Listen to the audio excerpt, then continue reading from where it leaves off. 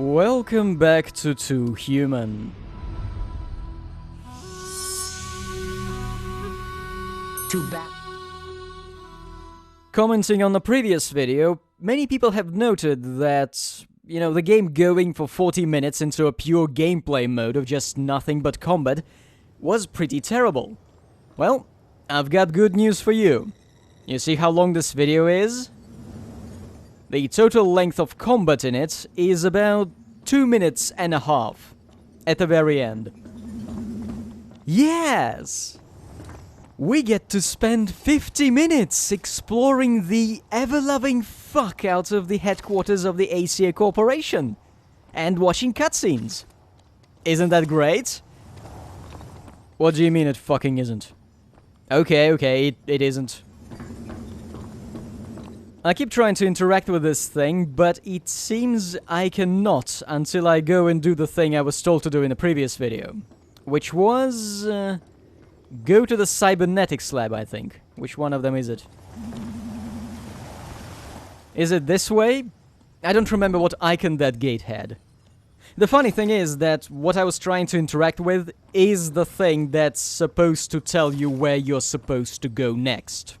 But it just doesn't work at this point. Alright, I think it was a syringe icon. Yeah, that's where we need to go. We need to pick our character's alignment. It barely affects anything.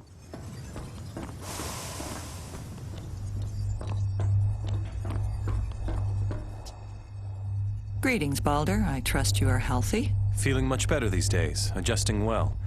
I hear you worked miracles. Every day, my dear, every day. I know you did what you could for Niana. I'm sorry we couldn't save her. The world is a rough place, my dear. It couldn't hurt to have a little help. Any implant is better than none, Balder. Consider it insurance. Help us, help you. So, here is the big choice. We either go full cybernetic and stuff ourselves with implants and learn how to use big cannons, which our character is going to suck with anyway, or we go human, which apparently means 4 arms and 4 legs, and that's going to help us with our combos. This doesn't really affect anything outside of combat. Let's be human. I mean, the game is called Too Human. Might as well check out what it is like.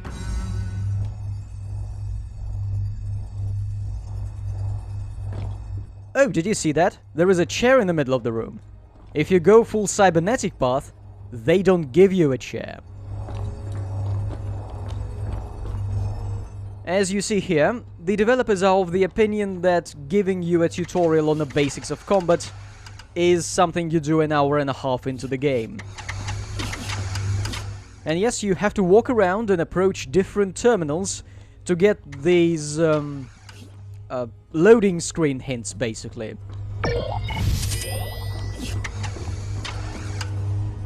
A single tutorial terminal is way too advanced for these guys. And here we learn that throughout the world we may run into red items which give us special benefits. And they just may be the only things worth repairing in this game.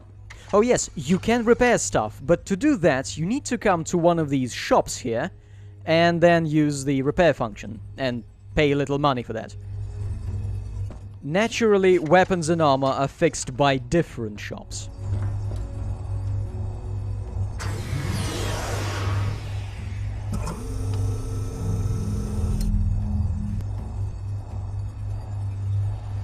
Oh my, I really like the human interface. If you pick cybernetic, it takes about 3 times as long, there are some vats of liquid bubbling around you, and they stick a huge needle in your neck when you come to buy some shoes. As you see here, my helmets, the helmets I've picked up, are complete crap compared to the one I started the game with. Well, let's slowly make our way to the actual shop part of this store and see what helmets they've got on offer. I don't see the point of sticking gems into something I'll throw away in an hour, and I can craft things in the field, so let's just go shopping. Yes, every single one of those helmets has a lower defense rating than the one I started with. And here it looks like I can buy runes and paint. Maybe I can paint all my armor pink? That would be nice.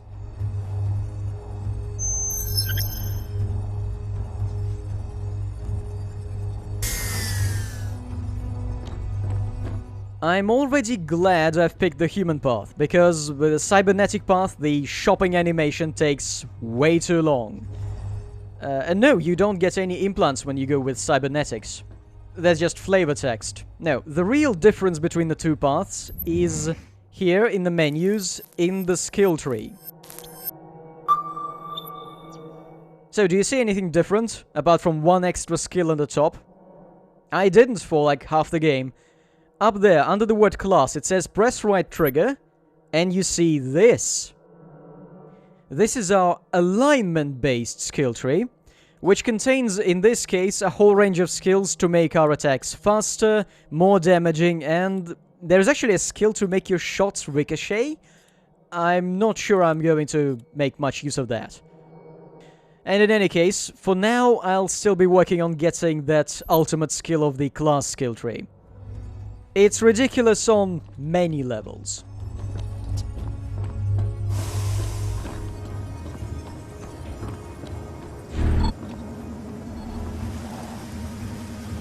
Lord Balder, your presence is requested in the feasting hall. Thank you. The fisting hall?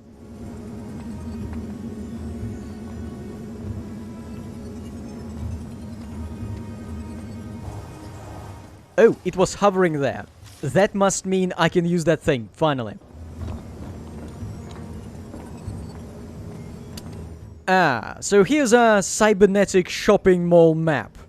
It shows you are here, and it shows go there. I'm pretty sure later in the game there is at least one chapter where this is the only way to learn where you are supposed to go to advance the story. Also, this map allows you to teleport to sections of the maps you've already beaten. So yeah, remember how soldiers were saying nobody has come back from those ruins before? Well, apparently we now have just a teleporter there. That's convenient.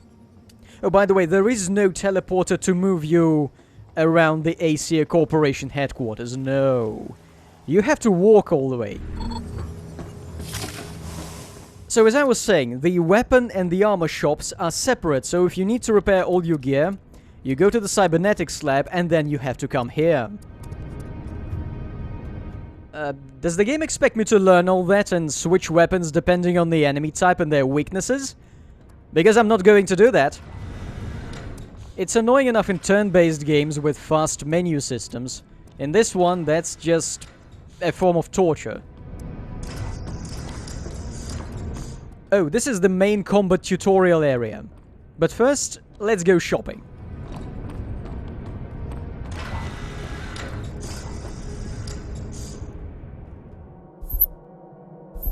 There's no one manning the store, apart from those chain guns. I guess I'll just leave the money on the counter. I wouldn't be surprised if people came to this shop, looked at the selection, and just never came back here again. Oddly enough, some decent gear does appear here, around the final chapter. Oh, it says here, holding the right stick to the outer edge and rotating around is the easiest way to aim through various targets. No game, the easiest way to aim through various targets is giving me a fucking targeting reticle I can actually control. So, according to the game's own help files, ballistic weapons just are rapid firing but overall crap, plasma weapons have some splash damage, and laser weapons take some time to actually reach their full output. Usually, that's the time I need to deplete the clip, in my experience. Balder, could you start hitting it? Actually, can I fire outside of the range? let's try turning around and see if it does anything.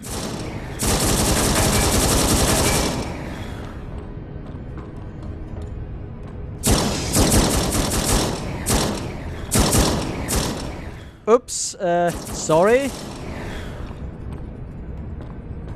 Rumor has it Odin betrayed us and joined the monsters. By Odin. With an Aesir leading them. Yeah, exactly. They're sending Lord Tyr after him. Not Thor. If you want something done. Overkill.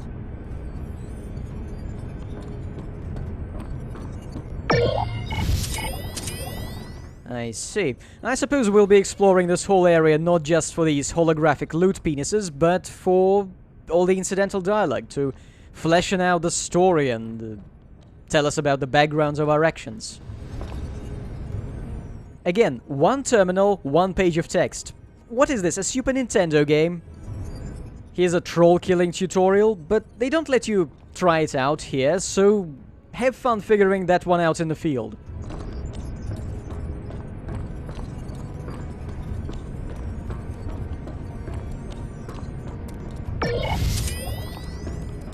Let's see if anyone's willing to spar with Baldur, the bar fight champion of the world.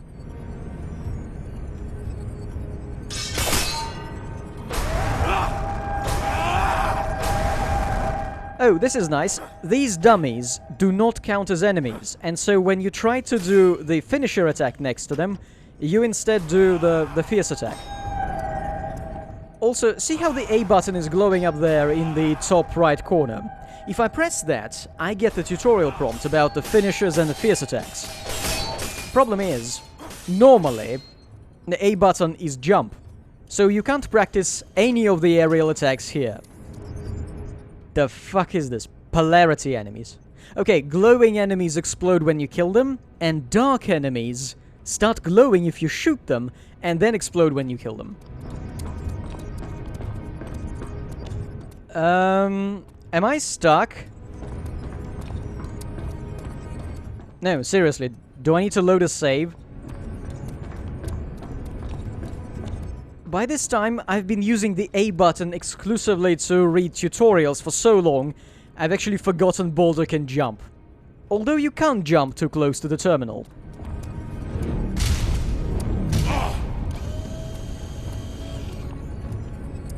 Overall, this tutorial area seems unfinished, half-baked. It probably should have been cut. But at least I can bang Baldur's head against the door frame.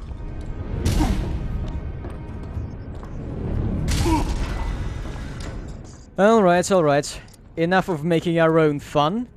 Let's go and check out the Fisting Hall. Although that name does not fill me with confidence. But I guess you gotta advance the story somehow.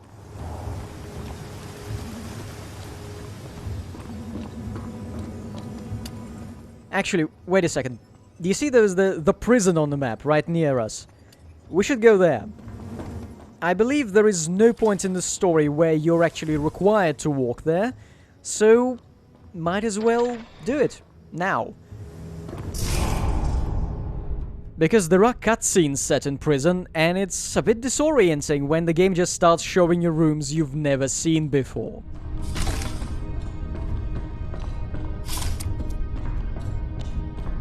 Why is this area so big? Come to think of it, why is everything in this map so big? This is supposed to be the headquarters of the Aesir Corporation, right? It's a very inefficient way to use office space, isn't it? Man, can you imagine being an office manager in this place? Delivering supplies in, I don't know, a car?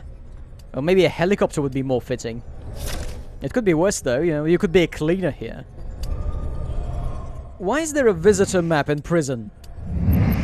Also, why does this map support the teleporting function? You know, I'd imagine this would be a problem in case of a breakout if there were a feature allowing you to teleport miles away directly from the prison. But I'm sure the presence of a teleporter here will never undermine the coherence of the plot. I'm not sure what those drones are doing, but let's keep an eye out. Maybe they'll play a role in the story. And speaking of the story, I cannot put it off any longer. We need to go to the Feasting Hall. Or is it the Feasting Hall? Which would be an incredibly pretentious name for a cheap diner. Now look carefully at these men up ahead as they speak. You heard we got Lord Loki in here. Really? I wonder what he did to get that. Maybe he didn't do anything. What does that mean? That he was framed. You two must be snow-mad. The Aesir wouldn't jail one of their own unless it was something serious. He won't be in there for long. Really? They're moving him somewhere outside of here? He'll be out. You can count on that, brother. Huh. Guess who the final boss of this game is going to be?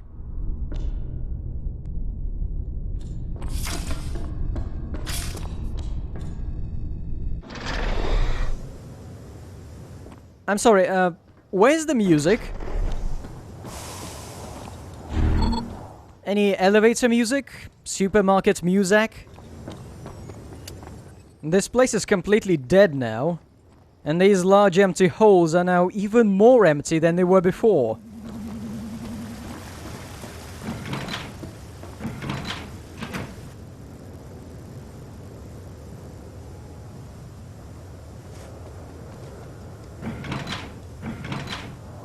What, no epic music here?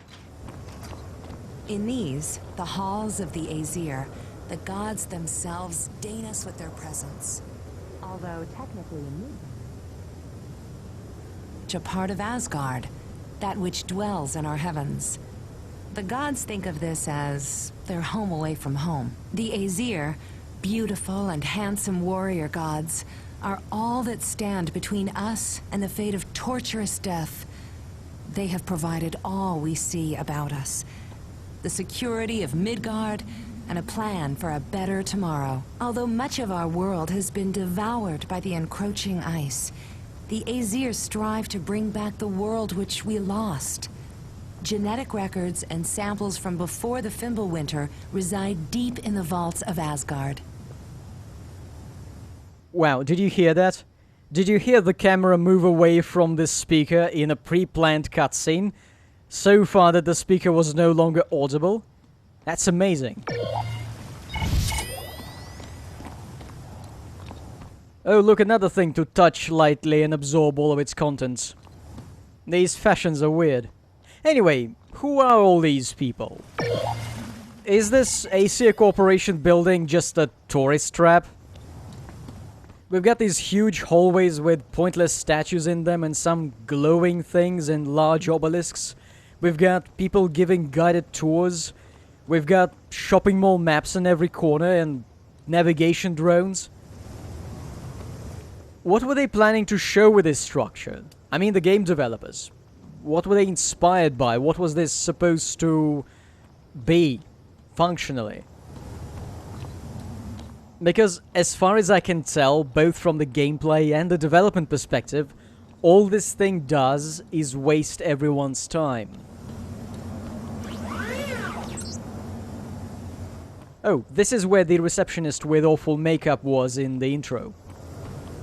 She may still be wearing that makeup, but I can't tell because her face is in complete darkness.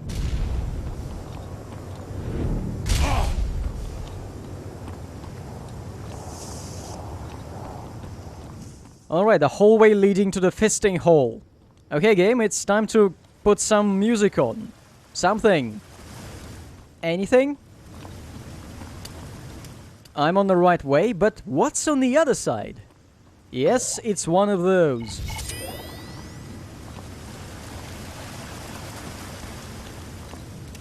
We're finally coming up to the Feasting Hall.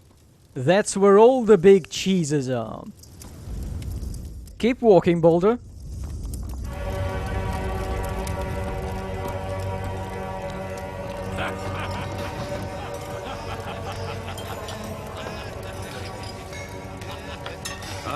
Here he is. We can begin. Brothers, sisters, let us feast to the return of an old friend. And to the untimely passing of one of our enemies. To Baldur! So, Baldur, I heard you were tired of your bed sores and went in search of monsters to end your boredom. Is it true? It is very true. Thank Odin that I didn't die in a bed stuck full of tubes. Baldur! Once more among his kin. Here we go. To fight the fight we cannot win.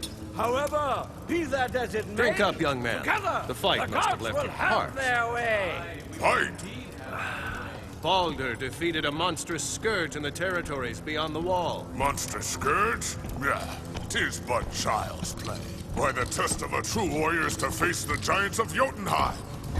How can young Baldur prove himself fighting an adversary even a woman could best? He's just stretching his legs. He needs time to recover. Huh. Did I need time to rest after getting these? He barges into the room like thunder. Our sister is correct. While we can repair the body, the spirit itself needs far longer to recover. Lingering stench of dead giants. Stench of dead giants! Well done! Is it still usable? It's an excellent specimen. Marginal damage to the mucous membranes. Soft tissue, eyes. Can it be used?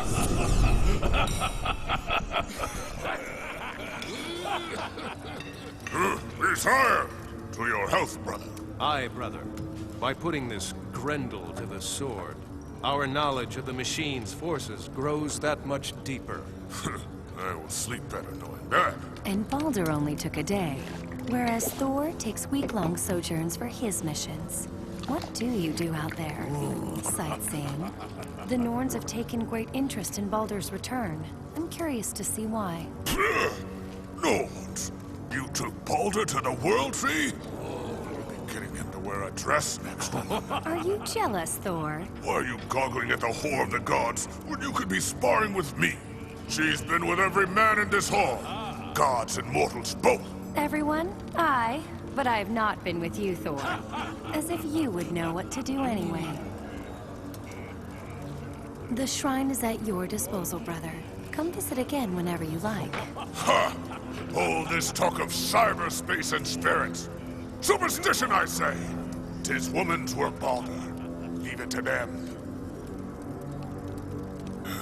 Odin's beard, I love her. As a brother might, I mean. Enough of women. Let's talk of battle! After all, that's our real reason to exist, isn't it?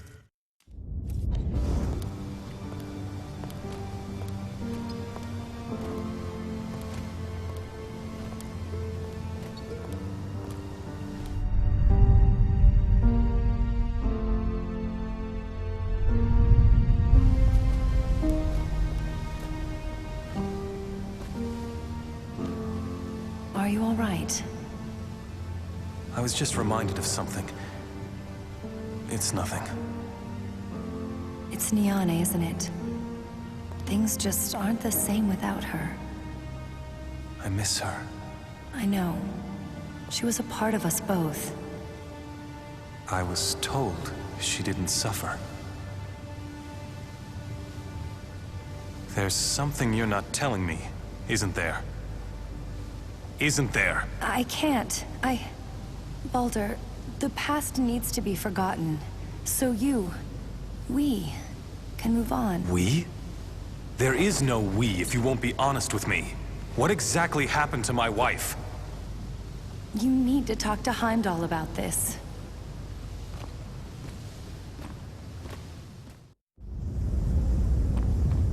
And thank you, Frey, for walking me all the way away from the place I need to go. Would it really have killed them to put that cutscene into a different hallway and drop me off at the end of it right next to the receptionist? No, but they decided I'd need to walk around a little. Well, game, now I'm going back to the feasting hall to see if you're hiding any items from me there.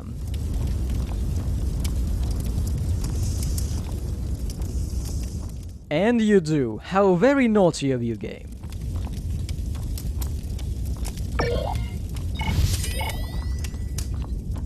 Why does this place have so many open fire sources, combined with carpets and wooden floors? This is just one big fireball waiting to happen.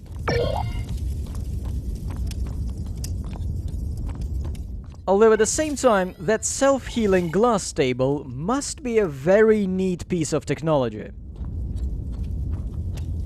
I mean, it even reminded Baldur of the time when he was just lying on his back, and people were commenting on how his body was decaying. He totally was not dead, that's just some childhood memory. We all have those, right?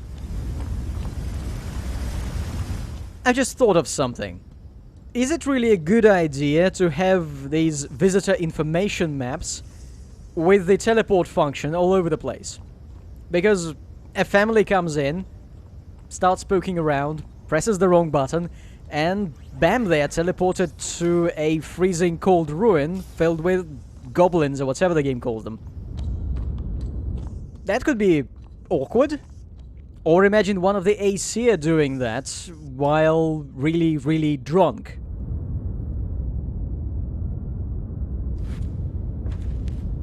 Yep, Baldur leads by example. Everyone, let's do some stretching. I mean, you've been watching this for 25 minutes for some fucking reason.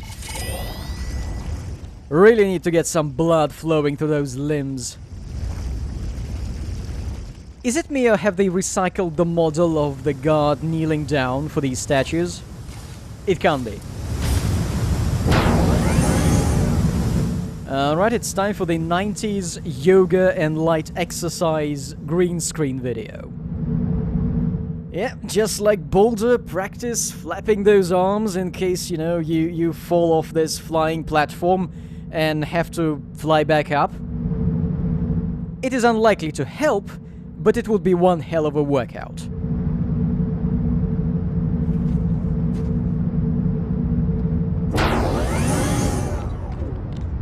Yeah, don't forget the neck. Anyway, cutscene time. What secrets have you withheld from me about Niana? I have been forthcoming, as always. I understand your anxiety, but... Liar! Please, do not associate me with such crude notions. Brother, I am above lies. Then why won't Freya tell me what happened to her? Freya is very protective of you. She doesn't want to hurt you. None of us do. What really happened? Her death was no accident. Hode is responsible for your wife's death. Hode? But why? Hode is in league with our enemies now. And you didn't tell me? We could not risk further endangering you. How well could you have recovered from your own injuries knowing of this treachery? Is this the truth? Please, Baldur, understand my position here. What do I gain by lying to you? By Odin, I will kill him. I will hack my revenge out of his flesh. The situation is well in hand, brother. Hode took flight to the ice forest of Svartalfheim, where he appears to be siding with the machines. Tyr will be leading a mission to locate and eliminate this renegade. No, he will not. I will lead that mission. Your head is clouded with emotion. Tyr is a master strategist and tactician. He is perfect for this mission. This is a personal matter. I will see it to its bloody glory, or its ruin. No one will stand in my way. I cannot allow you to undertake this mission, Baldur. I said no one will stand in my way. You're on your own, then. But one thing, Baldur. When Hode is dead, see to it that his cybernetics are destroyed. If those should fall into the wrong hands... When I'm done with Hode, there will be nothing left.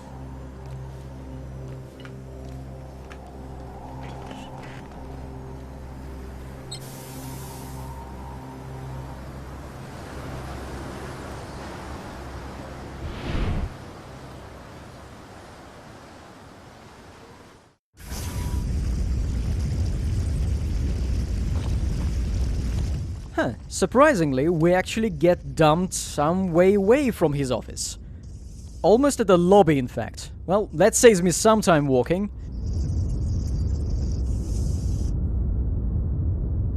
But now, we're going to go to the World Tree. Remember the World Tree, the one where the Norns live? The three sagely women who speak about... crap. The map doesn't tell Baldur to go there, but he's been invited. So how big is this area going to be? This is the place where you go when you are in the main menu. So it's pretty huge, unfortunately.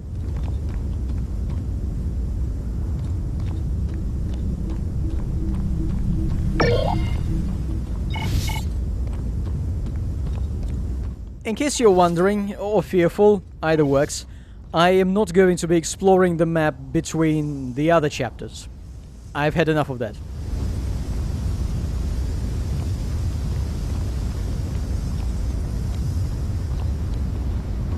Tell me, in the Hall of Heroes, were there any wells? Or anything that approximated them? Aye, there were. Although not many of them were active.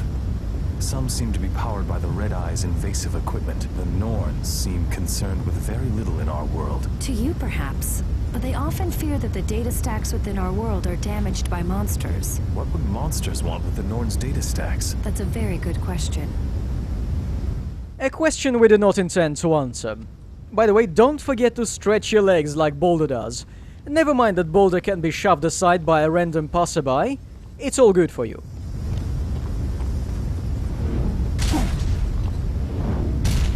Oh, I can jump over people. That's nice. I'm walking around here looking for something very specific, and oddly enough, it's not a loot phallus, it's a different thing. Although I suppose one of those never hurts too.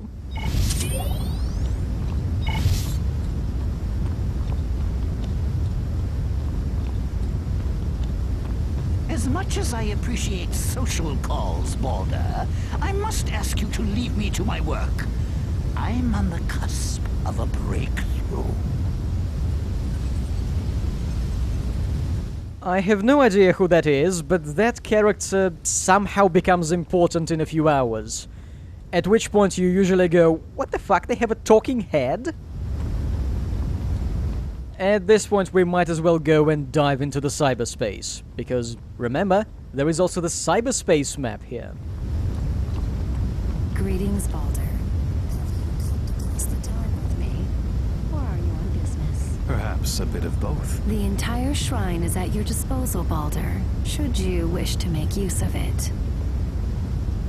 So, Balder's thought process is, we can't touch hands because my wife is dead, but we can totally have sex in the library. Okay. Oh, look, another thing with items. I'm going to try and get to it, but not too hard, so I'm sorry, I'm going to fail. Not that it matters much with all the loot being generated, and the fact that this game doesn't even have health potions to stock up on.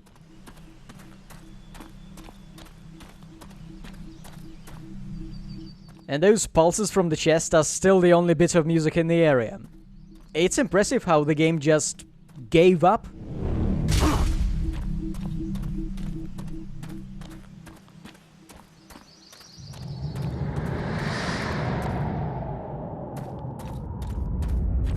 Well, that sound was ominous, and it doesn't mean anything.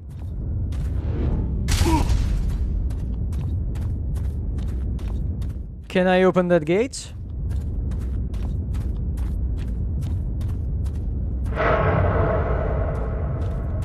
No, no, no. You need to find one that's already open if you want to go exploring.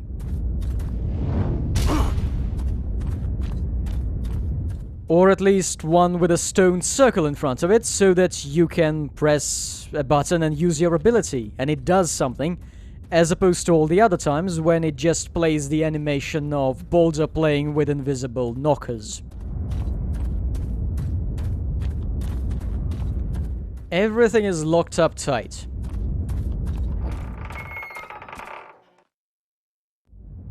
Oh, isn't that great? No way to tell which gate will open until you approach it. Unfortunately, the game does not provide you with the option to boot yourself out of the cyberspace from the menu. That's going to be painful very, very shortly.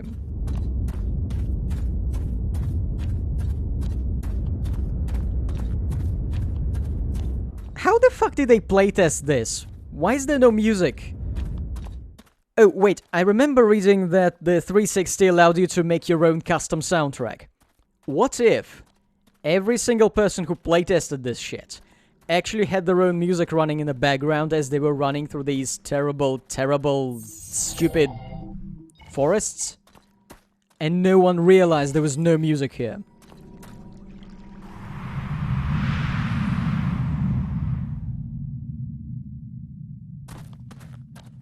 Welcome to a deeper level of cyberspace, where everything is just like in the regular cyberspace. Except it's somehow even quieter. Boulder cannot walk on water in cyberspace, yet.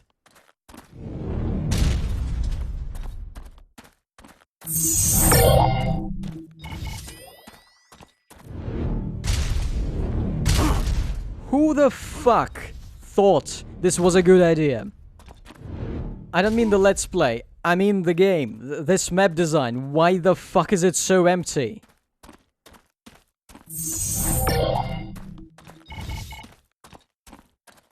Oh, I can use a skill, finally.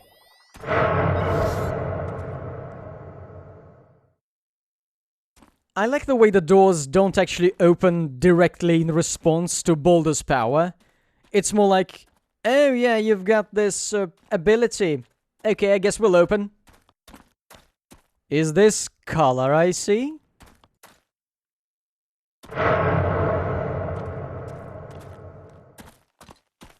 Nope, to get this to work you need another ability Boulder does not have yet.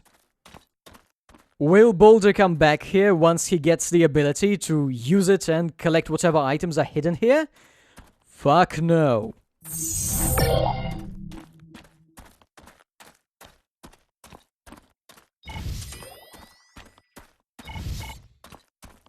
Even this texturing work is complete shit as well. Is it supposed to be rock? Ice? I don't know.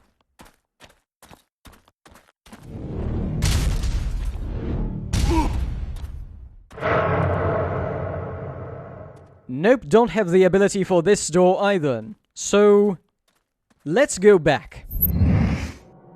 We'll have to walk back. And I won't cut this one trip because I want to fill you with the hatred for the developers. In the meantime, I'll read a short extract from The Man Who Was Thursday.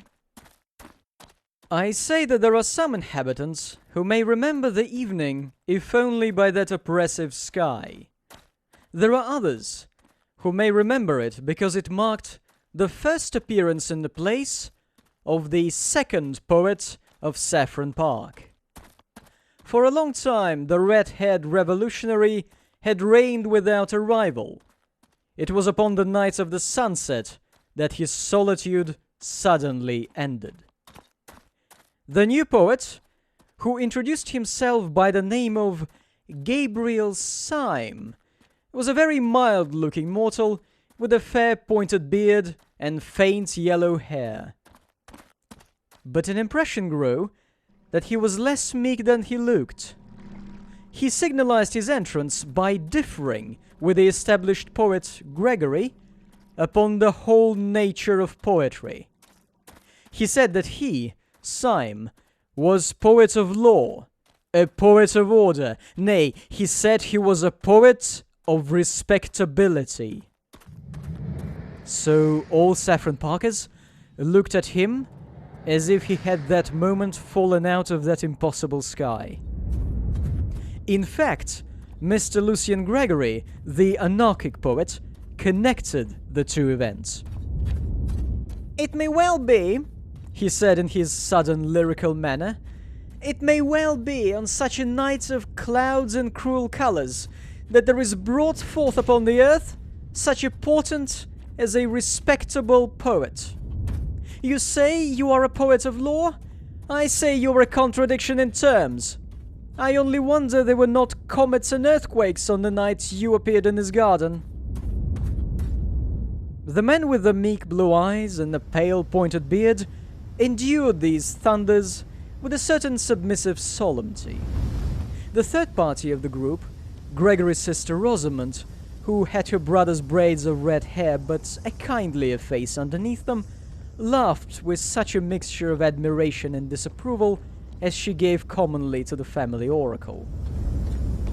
Gregory resumed in his higher rhetorical good humor.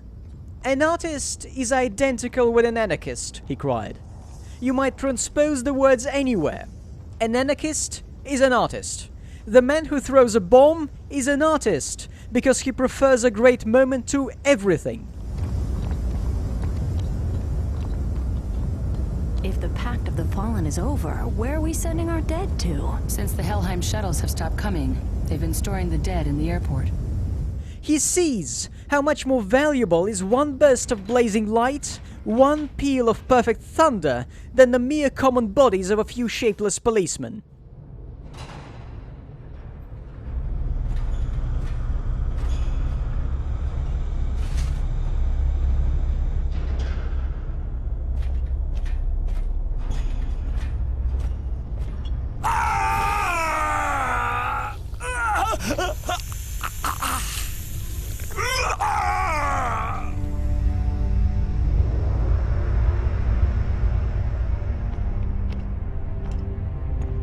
Wake him.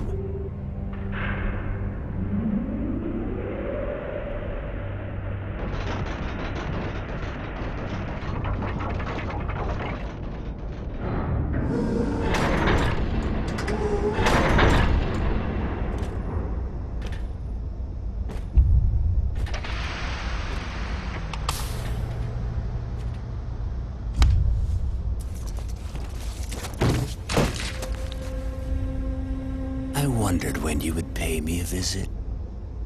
No hammer? I would not have it in so quickly, Loki.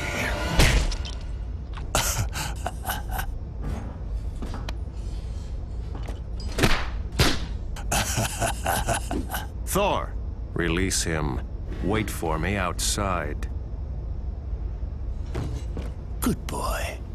Do as your master bids you. Thor! Leave us!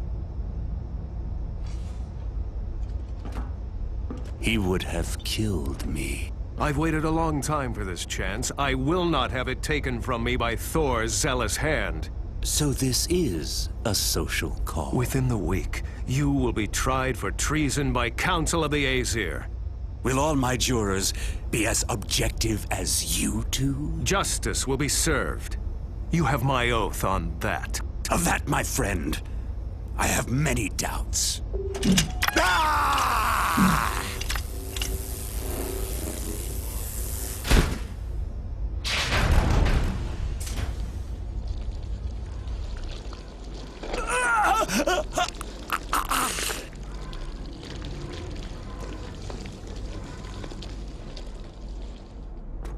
I could have finished it. He is Aesir, Thor, and he has taken the life of another god. An unprecedented crime. But we must have justice. And Hode, what of his trial? Hode has condemned himself. His escape is his confession, and we must carry out his sentence. An artist disregards all governments, abolishes all conventions. The poet delights in disorder only. If it were not so, the most poetical thing in the world would be the underground railway. "So it is," said Mr. Syme.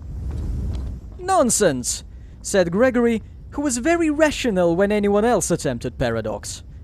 "Why do all the clerks and navvies in the railway trains look so sad and tired, so very sad and tired? I will tell you. It is because they know that the train is going right. It is because they know that whatever place they have taken a ticket for, that place they will reach."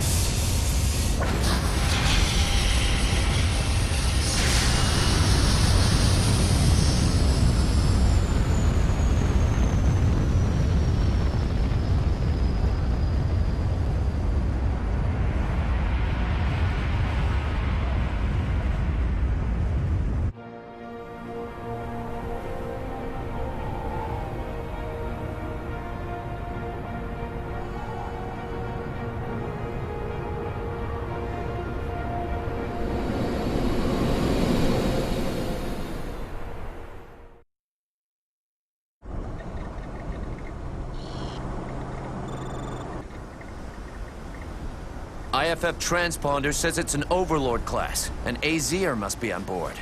Serious business. Get the lads together. We're moving out.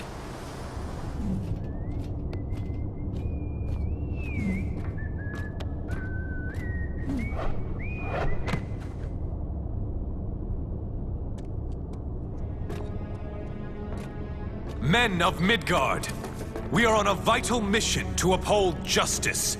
We will be venturing into the heart of the ice forests, remnants of a glacier that has cut deep into the mountains. Due to intense cloud cover and electrical activity in the area, our readings are unreliable at best. But we are certain that there is significant Red-Eye activity there. Each of you will find plenty of opportunities to show your mettle to Odin, for he watches over each and every one of you. Gonna be a rough trip. Our target is a rogue Aesir operative named Hode. My lord, he is Aesir. Will we be taking him alive? He is a traitor. A murderer. Today, a god will die. Approaching the drop zone, Lord Balder.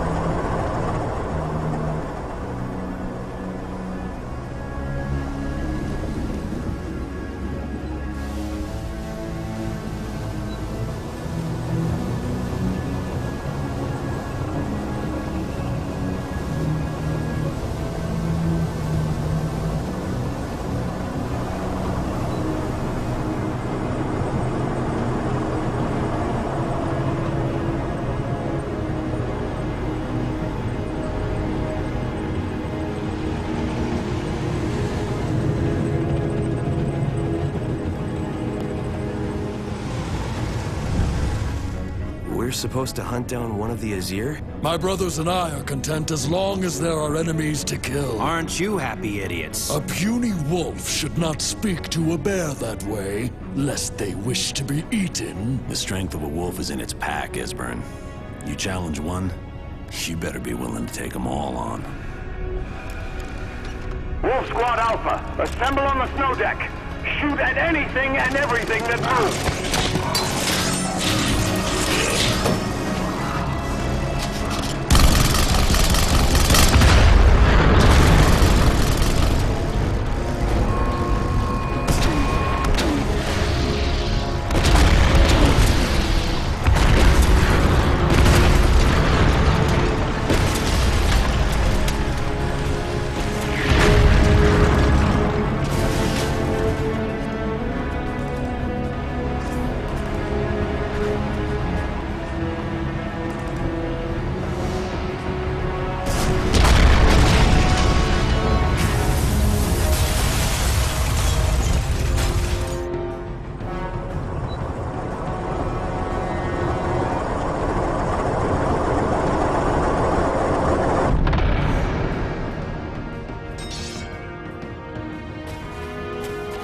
It is because after they have passed Sloane Square, they know that the next station must be Victoria, and nothing but Victoria.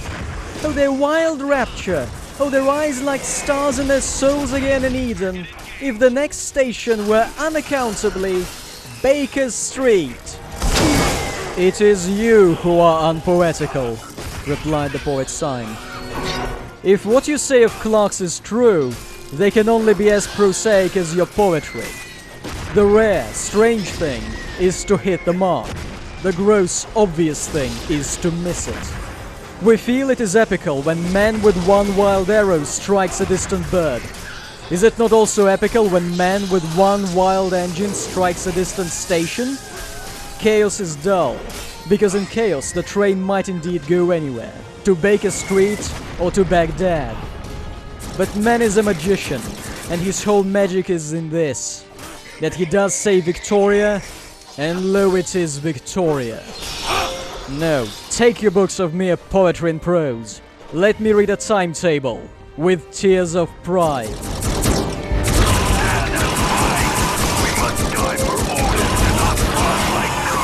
Calm down, brother. If we are to die for Odin, it is best to do it with Odin's pride, and not our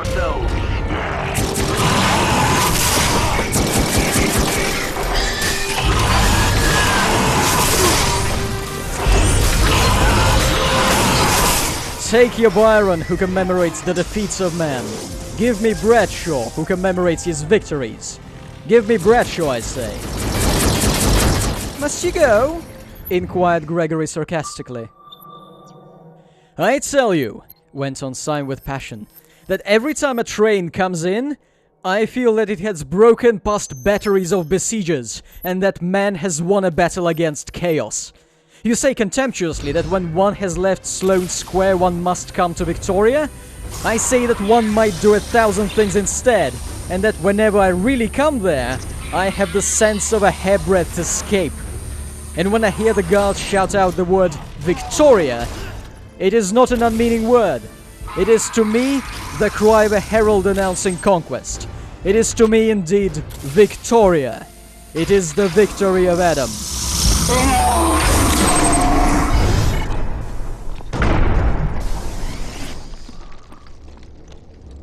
Should we knock first? I feel like we've been walking forever. Can't we just nuke this place and go home? The men don't know why they're here. Neither do I. How are we gonna take Hode out anyway? We go where the battle takes us first, Wolf. Make sure courage guides your sword hand, not your fear. For Lord Balder! Cannonwell, we're never gonna make it out of here. Not without more men.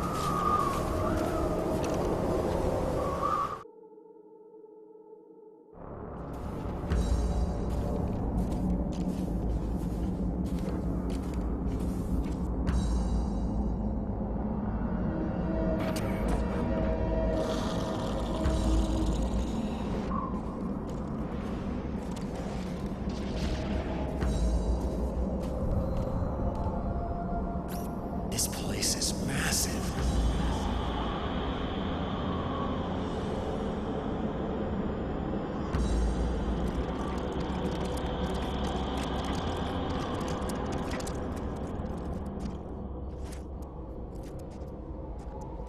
Ah, crap, didn't get to the best part. Anyway, next time we're going to walk all the way across that ginormous map. Or maybe not all the way, because that's going to take hours. It's going to be pretty bad either way.